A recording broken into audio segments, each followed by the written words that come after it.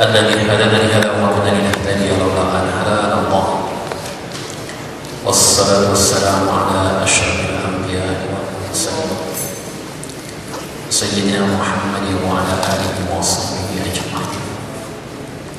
سبحانك لا علم لنا إلا ما علمتنا إنك أنت العليم الحكيم. رب اشرح لي صدري ويسر لي أمري واحلل عقدة من لساني يفقهوا قولي. رب زدني علما وارزقني عملا. Alhamdulillah, sekali kesyukuran kita kepada Allah Subhanahu wa taala yang telah memberikan kurniaan nikmat untuk membolehkan kita menjalankan kewajipan kita kepada Allah Subhanahu wa taala,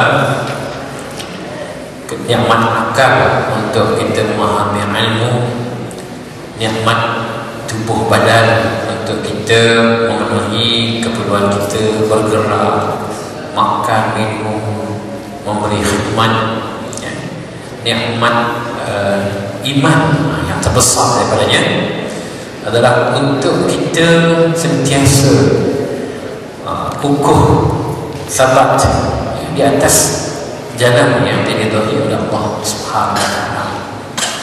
Jadi insya-Allah pada malam ini anak akan teruskan pembahasan tentang manhaj haraki dalam sirah nabawiyah yang kita tumpukan kepada pasal madani.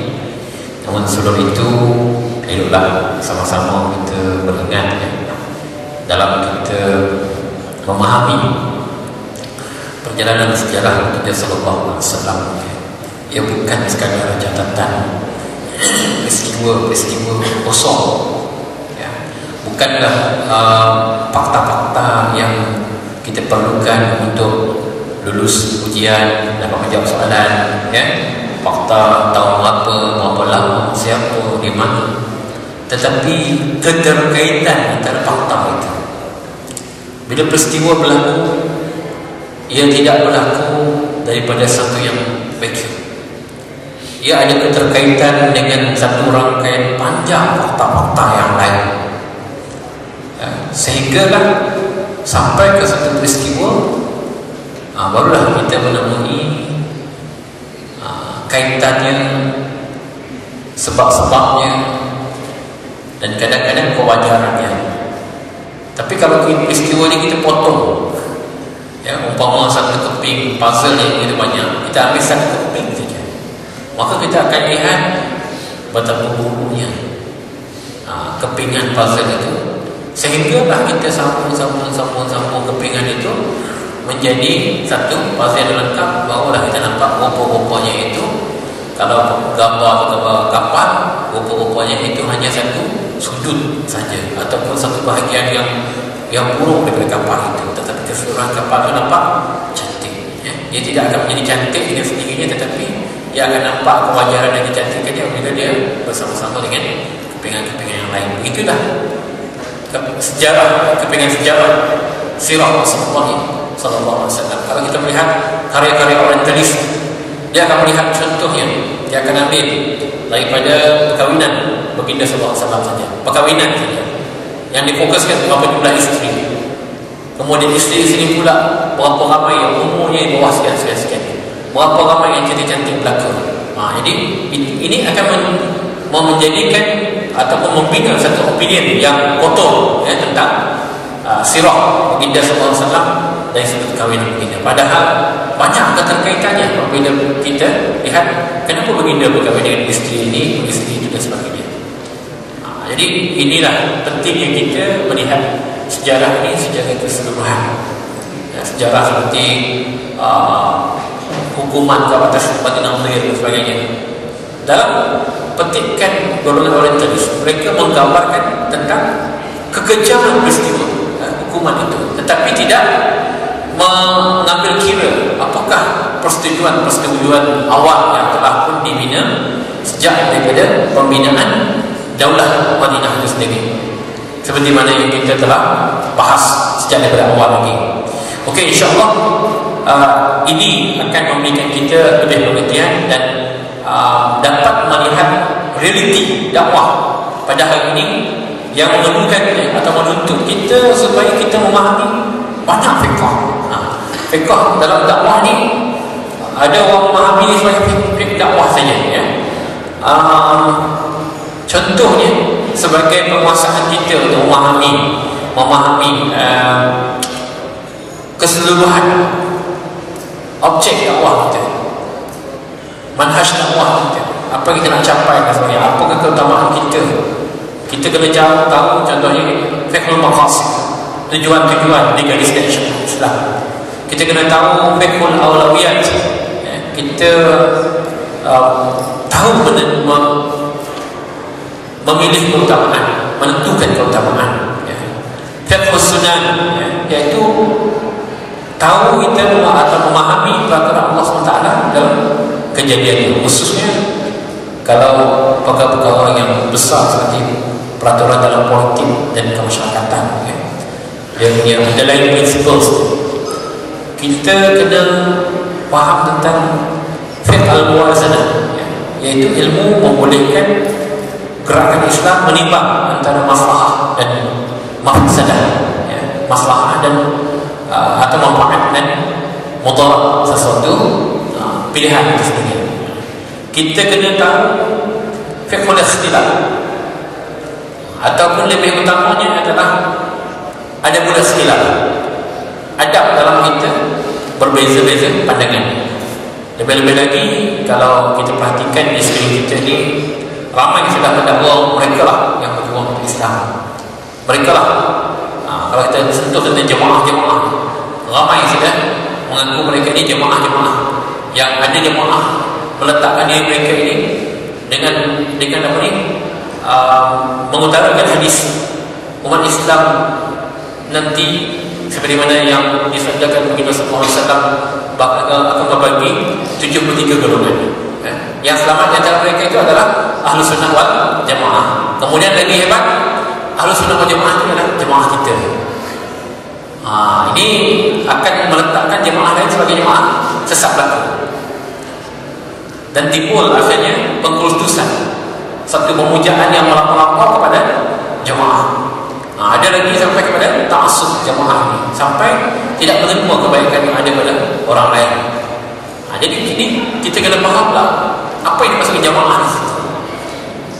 Ini memerlukan kita ada satu kefahaman yang lebih mendalam, ya, tentang takwil hadis dan sebagainya, supaya kita bukan sekadar memahami perkataan jamaah itu mengikut literal, ataupun istilah jamaah yang kita guna pada hari ini. Inilah yang diperlukan supaya gerakan-gerakan Islam ini, mereka kalaupun terpaksa berlaku ta'adud jamaah ni, dia tidak saling bunuh-membunuh antara mereka, tak membunuh-membunuh, ya, apalagi buruk-memburukkan. Termasuk pada kampus ni, kalau kita ada jamaah-jamaah ni buruk-memburukkan, terus terang sajalah, kan. Kalau kita apalagi menggunakan platform-platform tertentu, kalau dalam kes rakan masjid lah, saya nak terus terang sini, rakan masjid bukan jemaah, ya. Rakan masjid bukan jemaah. Saya tahu ada jemaah-jemaah di luar, tapi jabatan kami tidak mengurus jemaah, tidak ada pendaftaran jemaah untuk jabatan kami. Rakan masjid ada, tapi rakan masjid bukan jemaah. Tapi kalau misalnya kata ada jemaah tertentu merasakan rakan masjid satu jemaah, maka hendaklah rakan masjid itu dibunuh, misalnya kata. Itu maknanya sesuatu yang serius, saya pandang. Jadi memburuk-burukkan. Kita menyediakan ruang rakan masjid untuk semua ikut berjuang. Faham? Semua ikut berjuang dalam kampus ni, kita buka ruang dan kita gunakan peluang yang ada tu, supaya kita sama-sama menggerakkan Islam di kampus kita. Jadi inilah mukadimah awal saya, bila kita bercakap tentang manhaj haraki, masing-masing mendakwa mereka lah jemaah memperjuangkan Islam, yang lain tu tak ikhlas belaka. Jadi kita biarlah kita saling kukuh memperkukuhkan, dukung mendukung, jangan saling buruk memburukkan. Apalagi kalau dalam kes ini kita dah buka, kita dah sediakan wadah untuk berjuang, tetapi wadah itu yang dimatikan. Itu yang rasanya sangat-sangat tidak sesuai lah. Wadah itu yang kita nak matikan. Jadi kita nak jual wadah apa lepas ni?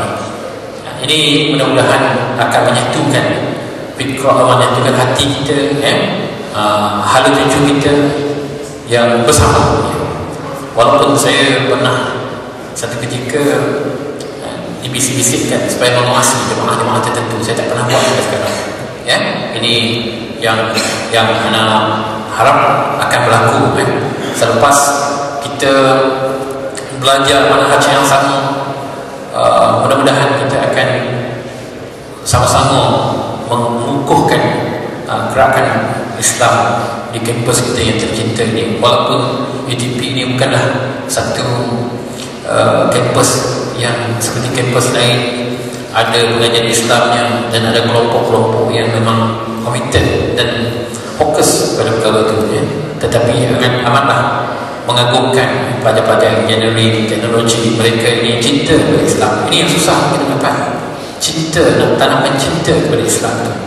Di saat zaman fitnah kita ini banyak cabaran-cabarannya kepada antum yang remaja, InsyaAllah.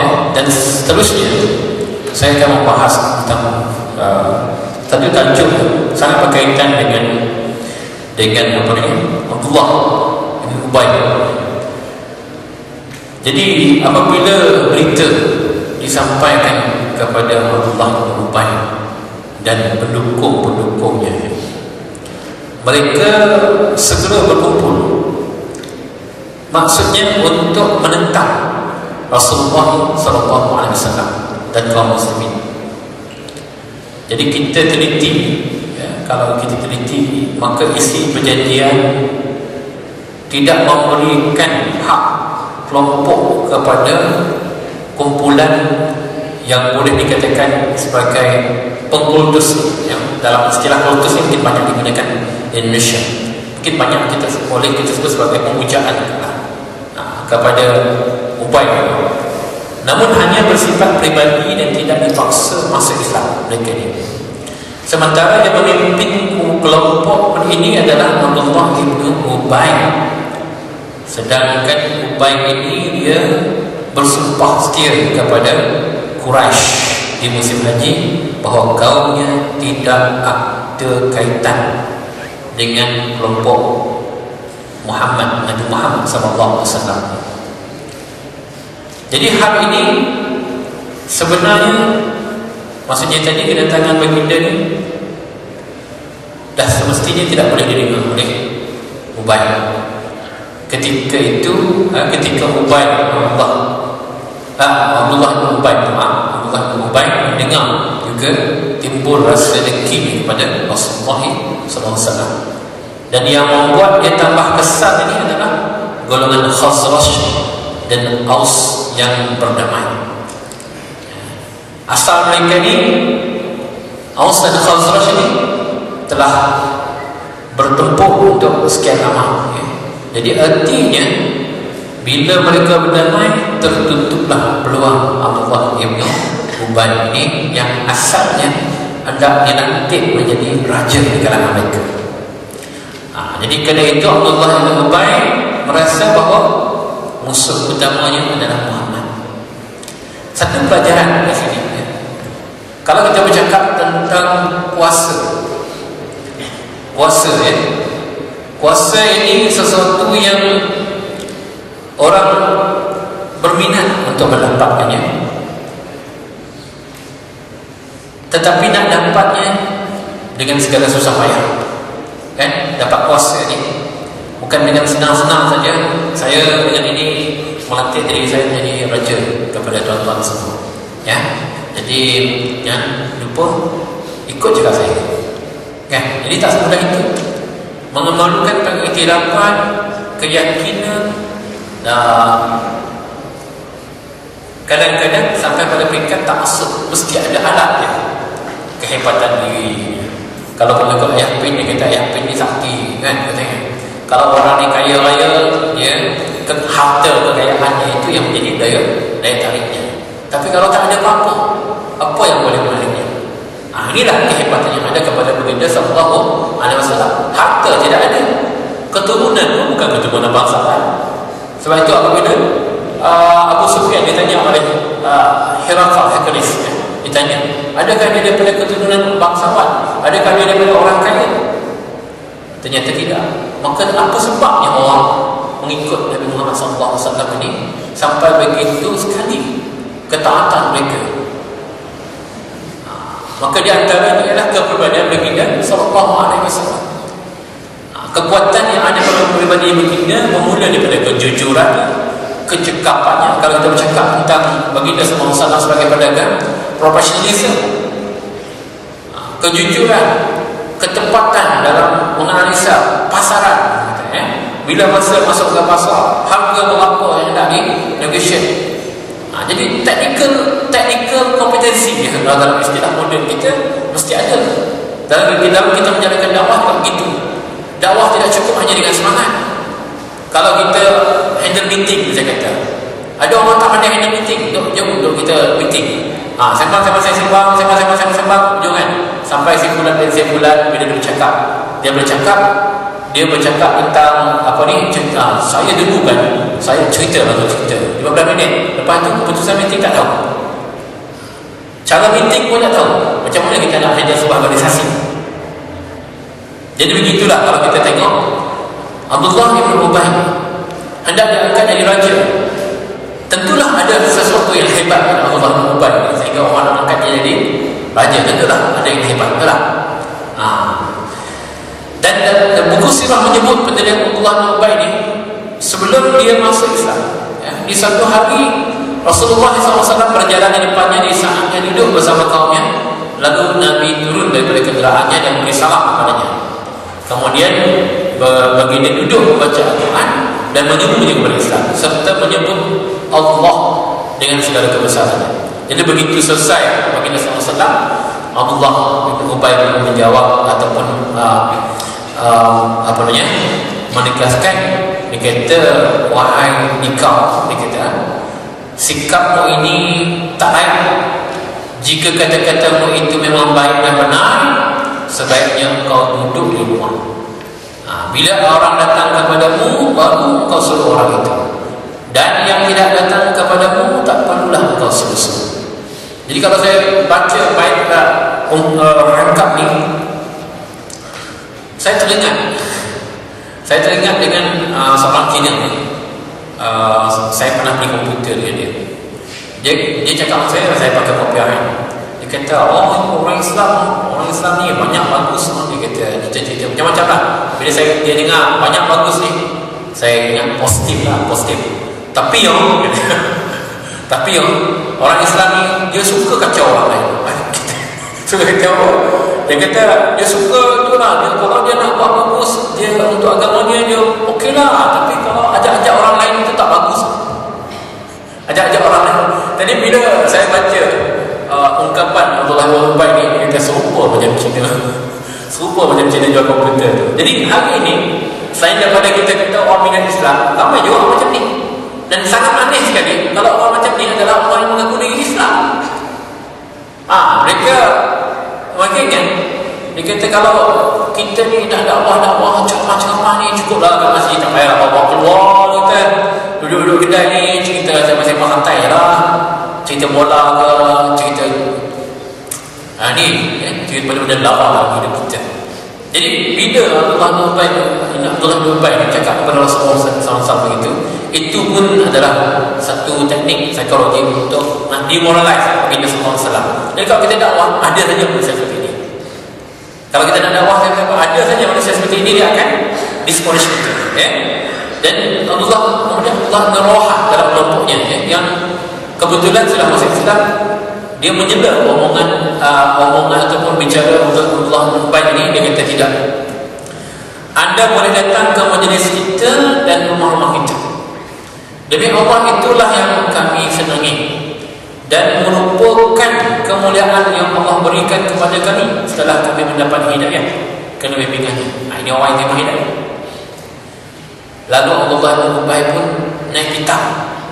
Setelah dia merasa tertekan di antara kaumnya sendiri, dia berkata dengan penuh geram, kalau kau sudah menjadikan pemimpin itu lawanmu, maka kau akan terhina dan akan ditumpaskan dan tidak dapat dikalahkan. Dengan jangan tidak dapat dikalahkan. Apakah dia kata apakah burung dapat datang tanpa sayapnya? Kalau suatu hari sayapnya tercabut dan dia jatuh. Jadi dalam riwayat ini juga disebutkan Abdullah bin Ubay berkata kepada Rasulullah SAW, dia kata, jauhkan keledaimu itu kerana baunya mengganggu kami. Jadi ringkasnya kita perhatikan perlakuan Abdullah bin Ubay ini pada peringkat awal yang sangat kasar pada Rasulullah SAW. Jadi dengan demikian kita Abdullah bin Ubay ini dia punya kepribadian yang boleh kita katakan sebagai pakar dalam konfrontasi. Ya, dia bukan pakar dalam kerja membangkang. Ada pun strategi kaum Yahudi dalam memusuhi Rasulullah SAW. Itu lebih cerdik daripada strategi Abdullah bin Ubay. Apa yang dibuat oleh kaum Yahudi? Kaum Yahudi lebih suka menyusup ke dalam barisan pengikut baginda sallallahu alaihi wasallam. Jadi inilah muslihat ataupun siasat mereka untuk menumpaskan Rasulullah sallallahu alaihi wasallam, iaitu melalui sistem pengkutusan terhadap tokoh tertentu daripada kaum muslimin tanpa mengorbankan jiwa dan harta orang Yahudi. Dan ini modus operandi yang sangat-sangat popular bagi orang Yahudi. Kita tengok kadang-kadang orang buat sindiran dia kata anything wrong dalam dunia ni, anything wrong dia kata blame it to the Jews, you will get it right. Jadi kalau kita kadang-kadang kita tengok budak-budak kan dekat FB pun, kalau dia berhujah-hujah dia kata ini semua kerja Yahudi, ini semua kerja Yahudi tu. Adakah dia memberi jawapan kepada kita? Kan? Budak sakit perut ATP ini semua kerja Yahudi. Kalau budak-budak khawat ke ATP, ini semua kerja Yahudi. Jadi adakah dia menjadi jawapan kepada kita? Tak menjawab. Tapi kalau kita balik kepada punca awalnya, memang banyak balik kepada orang-orang Yahudi lah. Tapi hari ini janganlah semua benda kita daripada Yahudi. Kereta tak turun harga Yahudi, kenapa senyum? Kereta tak turun harga pun ya. Jadi orang Yahudi dia menyusup ke dalam ni.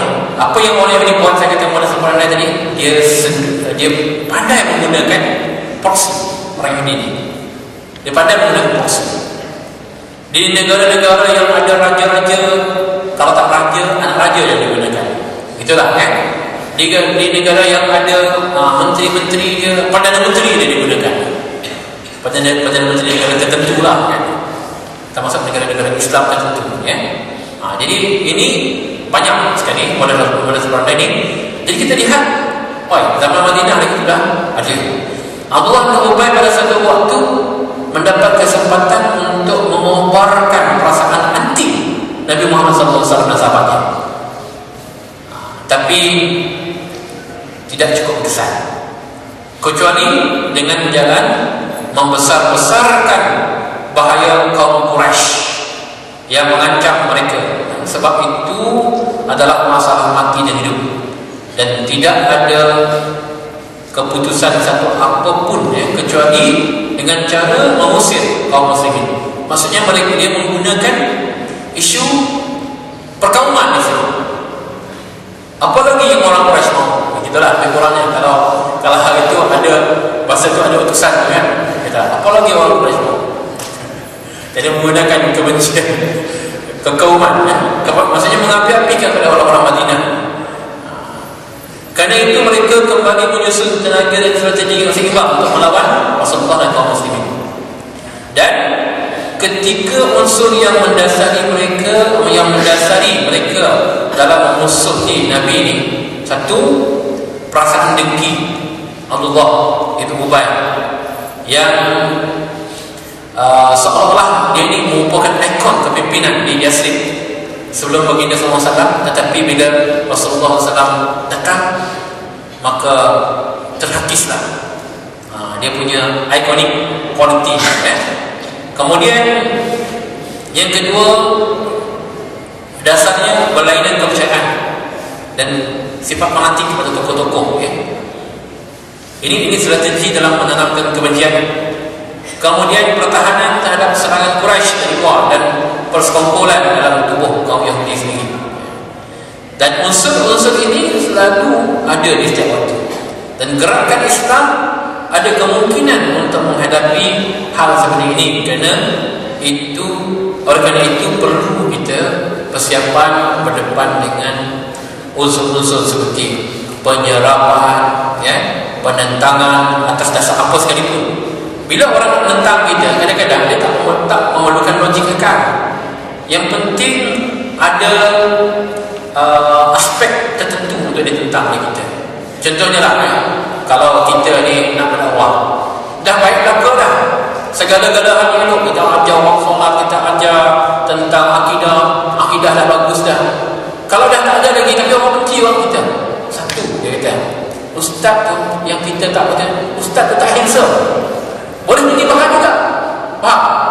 Jadi mesti ada sesuatu unsur yang tidak boleh akan ini. Ataupun ustaz ni dia kata, tengok ustaz hidup pun sengkek, dia kata kereta memburuk, bocor sana sini. Tak macam ustaz tu, kan? Ustaz tu pandai manajemen keuangan, dia kata kereta pun nampak cantik, pakai BMW kan, kena saya sini pula kan. Okey, jadi kita apa ni, kita lihat bila orang menentang kita akan ada saja, akan ada saja perkara yang dia akan bangkitkan. Tapi kita kena terima bahawa kita ni bukan tak ada kelemahan, mesti ada unsur-unsur kelemahan. Jadi sebagai sebuah organisasi, kelemahan kita diatasi dengan berjamaah. Seorang pemimpin tu dia mengatasi kelemahannya dengan dia mengurus jamaahnya dengan baik. Sebab seorang pemimpin ini bukan ordinary. Dia mungkin resource pun, dia mungkin decision maker yang baik, tapi managing resources, itu kelebihan yang ada pada seorang pemimpin. Okey, kemudian kita teruskan. Dengan situasi seperti ini akan memberikan angin kepada musuh Islam, artinya beri peluang. Persis seperti yang dilakukan oleh para penjahat di kalangan di kalangan mengancam rakyat yang aman dengan pembunuhan. Kalau melindungi golongan mujahidin, hari ini kita menyentuh tentang mujahidin, elok juga saya sentuh lah. Hari ini kita tengok dekat Syria, ulama-ulama seluruh dunia, ulama-ulama Sunni telah menetapkan Syria sudah sampai ke tahap kita berjihad membebaskannya. Bahkan ulama-ulama memutuskan jihad sampai ke tahap membunuh Bashar Assad, dan mendedahkan kejahatan kaum Syiah, termasuklah golongan Hizbullah yang berpangkalan di selatan Lebanon, dan juga negara Iran, Syiah yang ada di negara Iran. Jadi kita di Malaysia ni pun tak kurang juga ancaman Syiah sekarang. Jadi oleh kerana itu, dalam kita menyebut tentang mujahidin ni, semua saya tak sentuh. Kita tengok media-media kita pun dia tak peka dalam menggunakan bahasa pun begitu. Tak tahulah kalau ada kepentingan politik dalam negeri yang menggunakan istilah pemberontak Syria contohnya. Itu bahasa itu tak sesuai untuk mereka. Mereka ini tentera pembebasan, mereka itu mujahidin yang menentang kezaliman pemimpin yang ada. Dan negara-negara Arab dalam OIC pun mereka tak menerima delegasi Assad sebagai wakil Syria. Bahkan mereka menerima golongan pembebasan.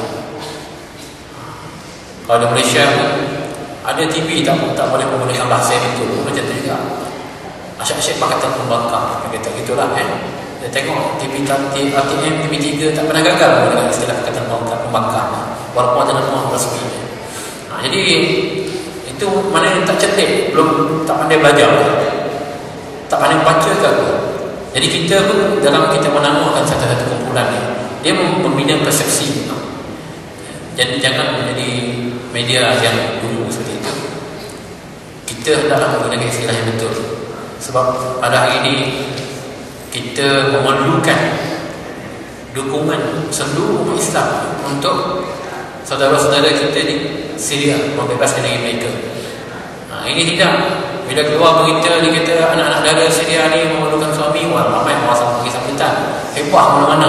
Walaupun berita tu tak betul, walaupun berita tak betul. Tapi bila hebahkan lepas tu memerlukan mujahidin, tak ada orang nak tahu. Jadi bila dia sebut ni memerlukan suami, tengok gambar pun macam main hotel kan. Nak cepat-cepat tak. Budak IDP dia tak. Tak ada jadi kita lihat ini kena betul lah.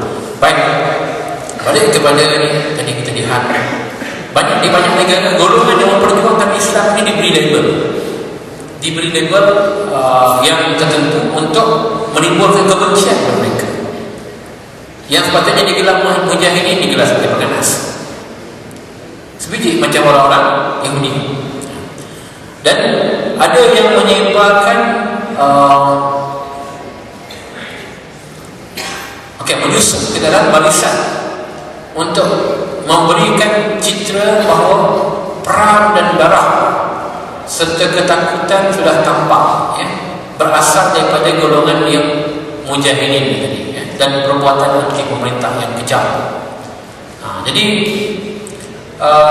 golongan yang membela rakyat yang sebenarnya digambarkan sebagai penjahat. Ini yang berlaku di zaman moden. Sebahagian orang awam yang mengutamakan keselamatan bagi dirinya sendiri mendorong mereka untuk menerima isu dan propaganda seperti ini, dan mereka lebih suka masuk dalam barisan penguasa sembari mengecam saudara-saudaranya yang sebenarnya adalah golongan mujahidin. Maka dengan begitu secara logiknya kita lihat Abdullah Ibn Ubay ini dia dapat memadukan kesamaan idea terhadap orang-orang yang dipengaruhinya untuk membarengi Rasulullah SAW. Sebetulnya golongan-golongan mereka saling berseteru semestinya, tetapi kehebatan Abdullah Ibn Ubay ialah menyatukan mereka ini dengan elemen yang mereka anggap sebagai persamaan untuk memusuhi baginda sallallahu alaihi wasallam. Jadi apa yang berlaku berikutnya ialah kita lihat begitu berita tentang ancaman Quraisy sampai kepada Rasulullah SAW, maka baginda langsung mendatangi kaum muslimin dan berkata, begitu keras pengaruh ancaman Quraisy terhadap kalian. Sebetulnya tindakan Quraisy tidak lebih besar daripada apa yang akan kalian kerjakan pada diri sendiri, di mana kalian akan membunuh anak-anak dan saudara kalian sendiri. Coba kita lihat propaganda mencipta ancaman. Ancaman ini boleh dikatakan adalah fiktif. Ia merupakan rekaan mereka, bayangan-bayangan yang dicipta supaya orang-orang ditakuti oleh bayang-bayang. Ini kita lihat berlaku di zaman moden, terutama sekali dalam perseteruan politik. Kalau pilih nanti yang akan memimpin orang kafir, kalau memilih nanti agama Islam tidak akan jadi agama resmi lagi, agama Kristian akan jadi agama resmi. Propaganda yang sebiji macam Allah misalnya, Abdullah bin Ubay sebiji. Siapa yang berguru dengan siapa? Jadi ini kita kena waspada pada zaman moden. Kalau kita tak pernah baca sirah, kita kata, hebat juga, bijak juga cara mereka ni. Bijak mana? Dia cuma ciplak saja. Cuma tukar saja nama. Okey? Jadi kita lihat, begitu mendengar kata-kata baginda sallallahu alaihi wasallam, mereka kemudian bubar. Jadi alangkah perlunya kita merenung sejenak dalam peristiwa ini, iaitu makna yang boleh kita namakan sebagai sistem politik kenabian. Sesungguhnya hal ini mirip sekali dengan dinukilkan oleh Al-Bukhari tentang pertemuan baginda sallallahu alaihi wasallam dengan Abdullah bin Ubay.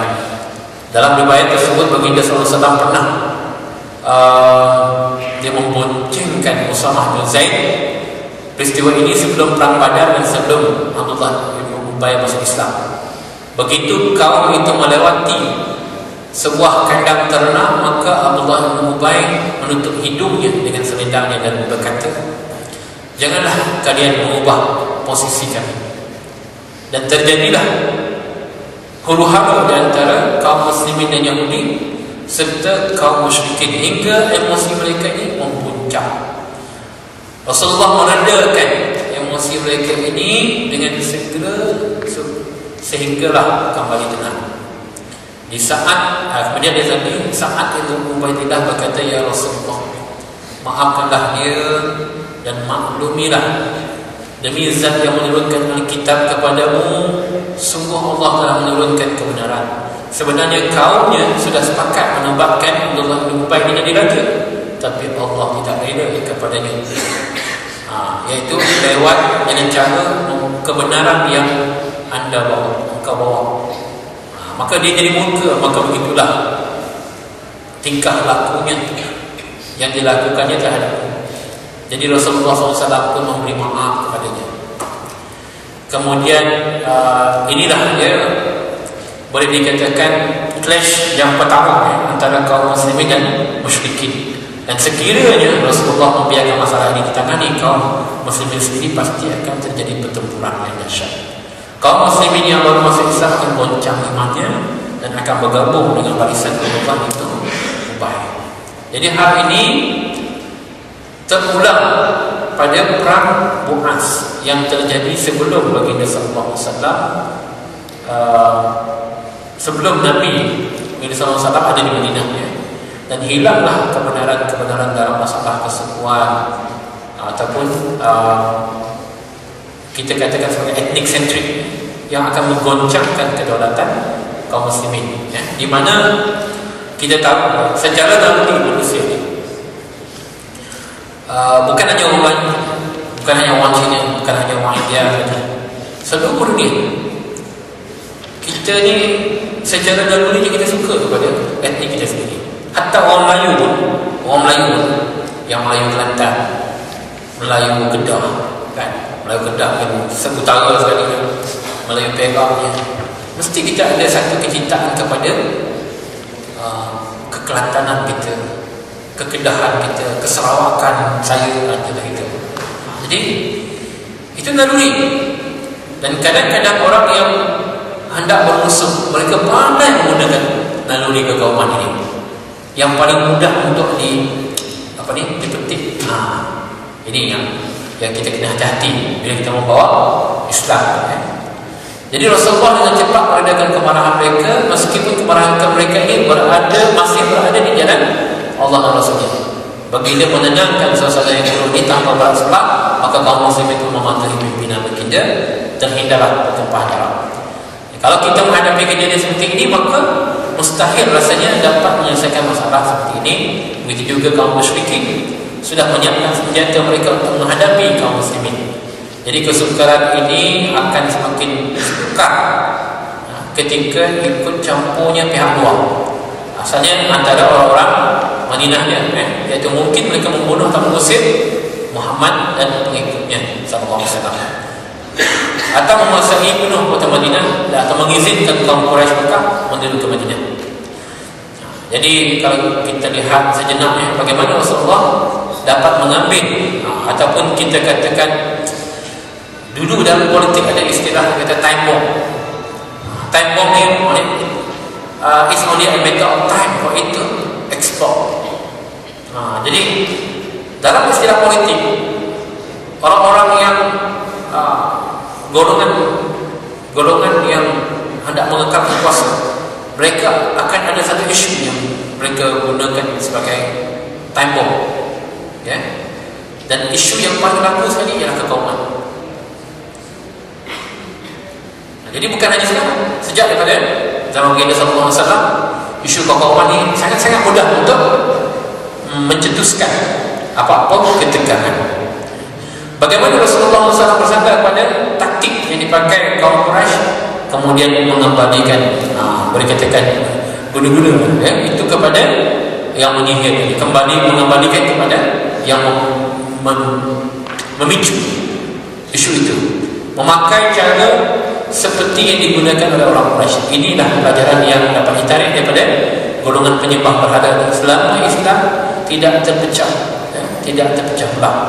Jadi yang terlintas dalam fikiran pemuda Muslim pada waktu itu adalah jihad di jalan Allah dan menyusun perang terhadap musuh sebelum menghadapi musuh dari luar. Jadi ini baru perkara-perkara yang dah lama berlaku ketika Islam baru saja tumbuh di Madinah. Mereka harus perang terhadap para penyembah berhala, kalau mungkin menghancurkan persekumpulan mereka daripada kubu-kubu, sampai akhirnya ada perasaan menarik diri daripada peperangan lantaran rasa khawatir lemah lembut dengan agama dan kompromi dengan alasan agama. Jadi kita harapnya agar pemuda Islam yang kini menyerap pelajaran daripada peristiwa ini mencontohi taktik Rasulullah dalam menghadapi musuh dengan membatasi pertempuran untuk mencari kemaslahatan bagi umat. Dengan kata lain, kalau kita bergerak dalam dakwah ini, satu ciri orang muda, saya orang muda, bagi orang tua lah, bagi orang 60 tahun dia tanya, Ustaz umur apa? Belum 50 lagi, muda lagi kan? Tapi kalau saya cakap umur saya tak sampai 50 lagi, 50 Ustaz, dah tua juga umurnya Ustaz. Jadi okey, kita ni orang muda lah, muda orang 20-an, awal 30-an. Ciri-ciri yang nyata ni, kita mudah panas, kan? Mudah panas, semangat tinggi, nafsu tinggi, ya, tenaga kuat tinggi. Jadi kalau dipanas-panaskan, dengan pidato yang berapi-api, selepas pidato berapi-api, sekarang juga kita bakar istana mereka, jom, kita akan mudah terpancing, ya. Jadi itu ciri-ciri yang ada kepada pemuda-pemuda juga di zaman Rasulullah sallallahu alaihi wasallam. Kalau bisa kata dipancing begitu, pasti saja kita suka orang. Tetapi apa yang digunakan oleh Rasulullah SAW sejak daripada awal kita lihat, apabila ada di Madinah, baginda mendamaikan kaum ini, buat perjanjian dengan kaum ini, buat perjanjian dengan orang Yahudi, mendamaikan orang muslimin di Madinah dengan bukan muslimin di dalam Madinah. Yang muslimin pula mendamaikan orang muhajirin dengan orang-orang mengikat ke ukhuwah antara orang muhajirin dan orang ansar, ya. Kemudian orang muhajirin sendiri, orang ansar dan orang ansar sendiri. Terlihat apa yang Baginda SAW buat adalah membina tapak-tapak untuk membolehkan pembinaan kekuatan Islam itu berlaku. Kalau kita sentiasa dalam konflik dan konflik yang berterusan, apalagi pada saat kita sedang tidak ada kekuatan, maka tidak ada masa untuk kita membina kekuatan. Tetapi kalau kita, saya kata, menggunakan cara mengharmonikan orang Islam dengan keadaan sekitar, maka kita ada kekuatan, kita ada ruang untuk membina kekuatan diri kita. Jadi kalau kita lihat ini pendekatan yang digunakan Rasulullah SAW, maka untuk konteks kita dalam dakwah moden, kita mempunyai ruang yang lebih besar. Kita tidak dalam keadaan perang, kita tidak dalam keadaan persaingan yang meruncing bersama kita. Jadi kita mempunyai kekuatan untuk kita mempunyai ruang yang sangat besar untuk membina kekuatan. Tetapi musuh kita dalam pergerakan seperti ini ialah keselesaan. Keselesaan adalah musuh yang paling besar. bagi orang-orang yang menganggap diri mereka jahil. Complacency, kemudian fear of changes. Kita ada habit yang kita telah bina. Bila sudah 3 tahun di UTP ni, kita ada habit tertentu. Kita mungkin ada kebiasaan bergaul dengan kawan-kawan di situ. Kita mungkin ada hobi tertentu. Kemudian apabila tenaga kita diperlukan untuk menggerakkan dakwah, kita perlu meninggalkan habit kita. Kita perlu meninggalkan tempat yang kita biasa rasa semua. Kita perlu meninggalkan jenis-jenis kawan tertentu. Kita perlu menumpukan satu perhatian kita pada kumpulan yang kita tak minat nak tumpukan perhatian kita. Kita kena berada dengan satu kumpulan yang tak pandai bergaul, tak ada kekurangan ilmu, dan kita tak rasa selesa di situ. Jadi inilah cabaran dakwah di zaman moden. Jadi saya nampak dalam konteks kita, penentangan itu tidaklah begitu sangat. Penentangan yang kita ada tidak begitu sangat. Persaingan mungkin, tetapi persaingan ini boleh menimbulkan satu perkara yang sihat kalau kita memang menganggap ia adalah persaingan yang sihat. Kecuali kalau kita, saya kongsi sikit lah cerita saya lagi kan, macam bosan. Saya pernah buka kedai makan, buka restoran ya.